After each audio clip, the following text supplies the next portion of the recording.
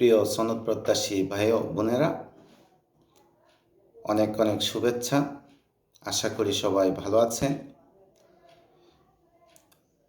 আপনারা নিশ্চয়ই আমার পূর্বে আলোচনাগুলো শুনেছেন। আজ আমি আপনাদের সামনে নতুন একটি আলোচনা নিয়ে হাজির হয়েছি।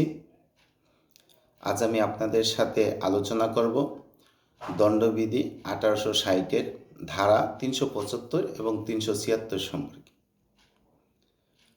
ধারা 375 এবং 76-এ দর্শন সম্পর্কে আলোচনা করা হয়েছে।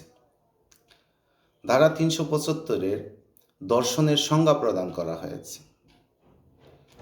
দর্শনের সংজ্ঞায় বলা হয়েছে, ব্যতিক্রম ব্যতীত 5 প্রকারে কোনো নারীর সাথে যৌন সহবাস করলে দর্শন বলে গণ্য হবে।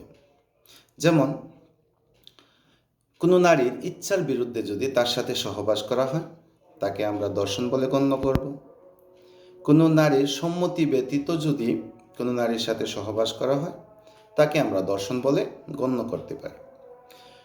অথবা কোনো নারীর সম্মতিক্রমে, তবে তাকে মৃত্যুর ভয় দেখিয়ে অথবা আঘাতের ভয় দেখিয়ে যদি তার সাথে সহবাস করা হয়, সেটাকে আমরা দর্শন বলে গণ্য করি। আবার প্রতারণামূলকভাবে সম্মতিক্রমে, অর্থাৎ যখন মনে করেন একটি নারী, যখন নারীটি পুরুষটিকে তার স্বামী বলে বিশ্বাস করে অথচ ওই পুরুষটি তার স্বামী নয়, তদ্রূপ হলে সেটাকেও আমরা দর্শন বলে গণ্য করি। অথবা সম্মতিক্রমে অথবা সম্মতি ব্যতীত 14 বৎসরের কম বয়স্ক নারীর সাথে যদি সহবাস করা হয়, সেটাকে দর্শন বলা হয়। অবশ্য নারী ও শিশু নির্যাতন দমন আইন 2000 অনুযায়ী 16 বৎসরের কম বয়স্ক নারীর সাথে সহবাস করলে সেটাকে দর্শন বলা হয়ে থাকে।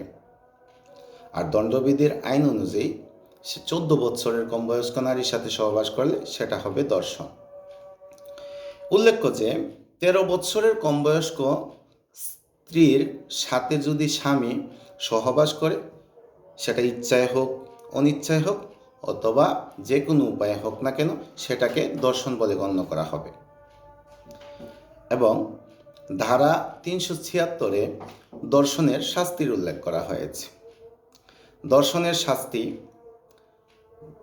যদি কোনো ব্যক্তি ইচ্ছাকৃতভাবে দর্শন করে, তাহলে দর্শনের শাস্তি হচ্ছে যাবজ্জীবন কারাদণ্ড বা অনধিক 10 বৎসর কারাদণ্ড, তদুপরি অর্থদণ্ডে দণ্ডিত হবে। আমি আবারও বলি, 376 ধারা অনুযায়ী যাবজ্জীবন কারাদণ্ড হবে একজন দর্শকের, অথবা অনধিক 10 বৎসর কারাদণ্ড, তার সাথে অর্থদণ্ডে দণ্ডিত হবে। আর দর্শিতা নারী যদি দর্শকের স্ত্রী হয় এবং তার বয়স যদি 12 বৎসরের কম হয়, অথবা নারী এবং শিশু আইন অনুযায়ী সেটা যদি 13 বৎসরের কম হয়, তাহলে অনধিক 2 বৎসর কারাদণ্ড এবং তদুপরি অর্থদণ্ড তাকে প্রদান করা হবে। এই ছিল আজকের আমাদের আলোচনা। পরবর্তী আলোচনার জন্য আমাদের সাথেই থাকুন। ধন্যবাদ সবাইকে।